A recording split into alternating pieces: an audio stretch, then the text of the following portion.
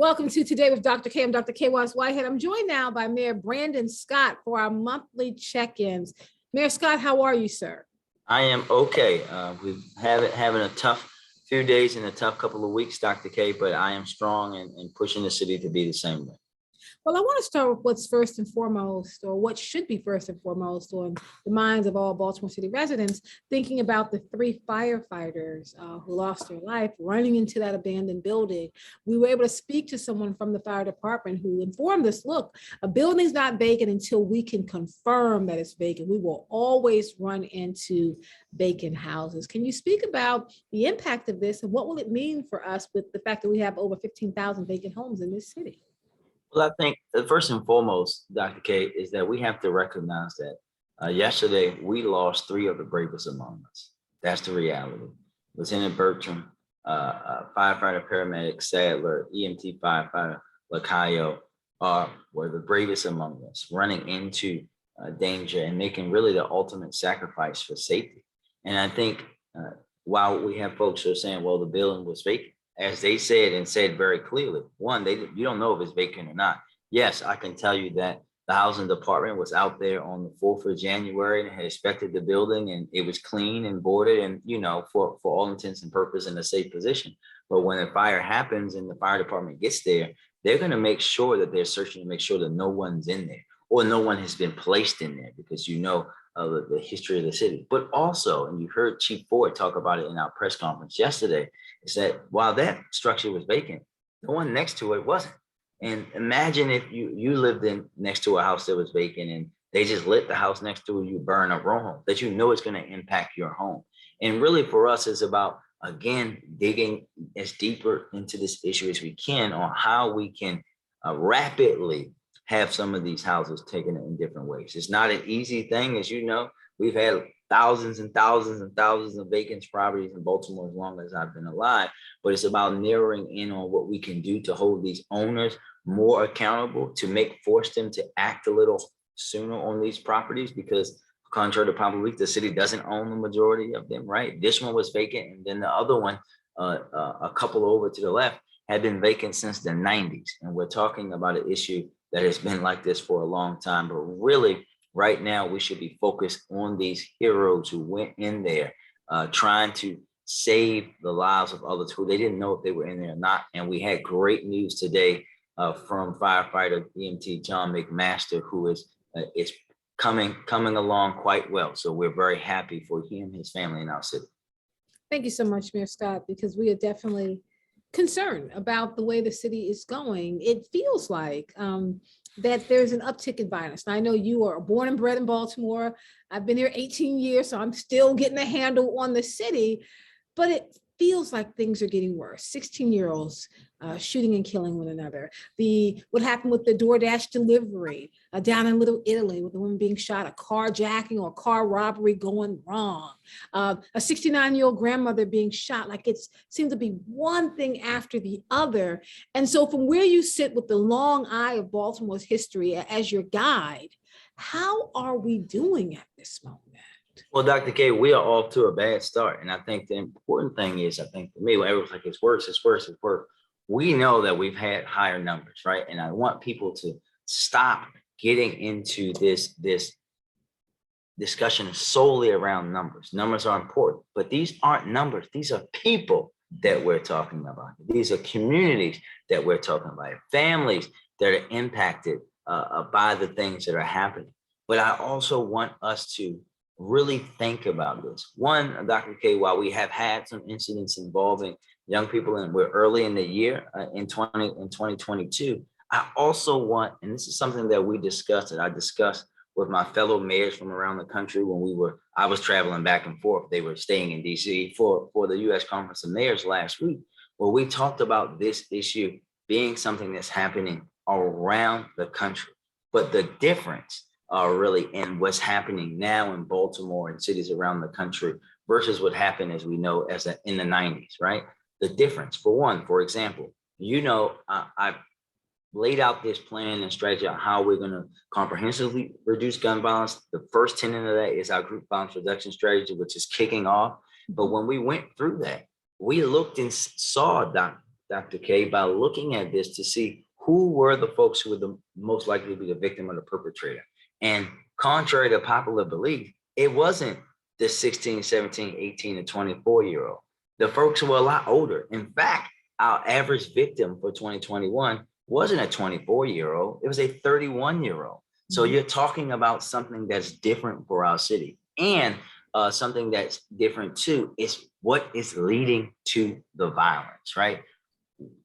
Folks, and I'm not going to say which ones over the weekend, folks shooting people over social media posts or disputes about girlfriends or this or that, like that kind of thing is driving a lot of this. We still have the things that you were talking about, and we have to make sure that we go after and find those people and hold them accountable and make sure that and this is what Baltimore needs to hear from me directly, and make sure that the other portions of the justice system work to make sure that people are held accountable and rehabilitated. Because I shouldn't, we shouldn't have a shooting victim or a homicide victim that, hey, well, the police had just arrested this person from assault, a second-degree assault a few weeks ago, right?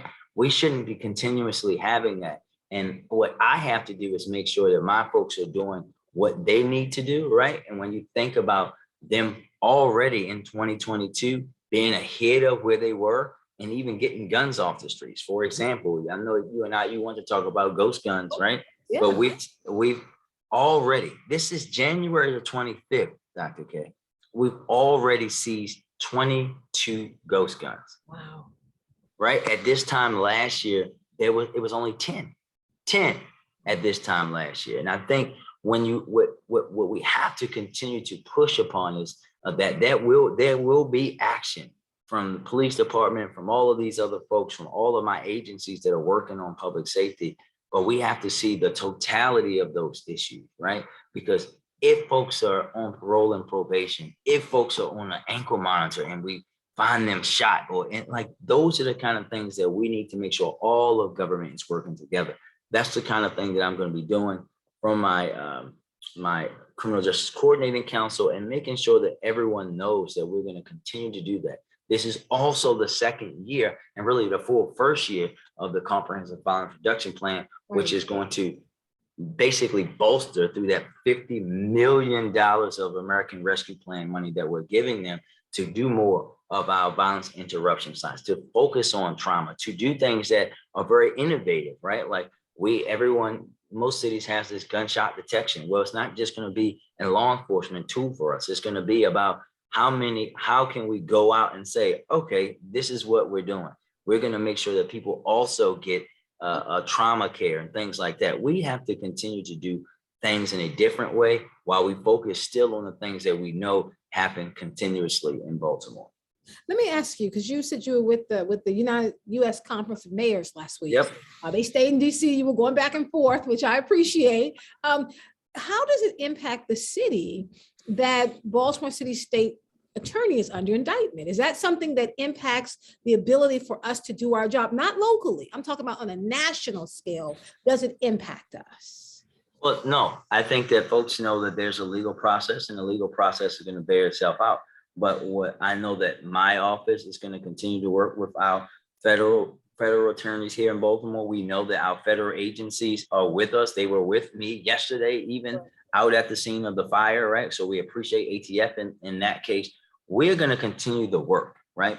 We know that this is an unfortunate situation for our city, really, for the state's attorney, for our family, especially her young daughters. But we have to, and we will continue the work. The residents of Baltimore want me focused on the challenges and the job that I have ahead. I'm going to continue to do that. And the process, we have a judicial process that folks are innocent until proven guilty, and they go through that. That process will bear itself out. But right now, focus on the work, laser focus here in the state and national. People are wondering why it is that we're not having city council meetings back in person. Now, I know you're no longer the city council president, of course, you're the mayor, but there is a sense, I know that with COVID, things were shut down. We understood that, but we have gotten the message, not just from you, but all the way up to President Biden. Get your vaccine, get your booster, N95 and up, shield up, and get back to work. So, you know, and I saw you passing out, starting, of course, at your school at Mervo, passing out to the young. That wasn't the first one, Dr. K. Mervo was actually, they were like 4th or 5th out of the schools that I personally did that day. I'm gonna let that be known publicly. I was laughing about it because that's the only one they caught on the news. Him going into Mervo. Yeah, they didn't get there fast enough for the other ones to miss me. They weren't moving. Well, no, the son did get me at Baltimore International Academy. You know, I'm ribbing you because I do like your connection. No, but I understand. I think Dr. K, and what I have directed the administrator and the health department and our committee here is to look at, one, we also cannot push aside Omicron, right? And that's an obvious thing. And we actually pushed back. We were further along in bringing people back into the office here. And with the spike, we had to say, hold on, take a step back so that we can protect our workforce and really who are many of our residents. When you talk about reopening City Hall, Dr. K, a couple of things that I want folks to hear me on. One, as everything I've done in the pandemic, it's going to be driven by the public health. Nope, full stop. Two, I also, not in my current role, but from my time as president and still being on BOE, also know, as you know, Dr. K, that there are so many more folks who now have access to public meetings that can't come down here at 9 o'clock in the morning or 1 o'clock in the afternoon or 5 o'clock or 2:30.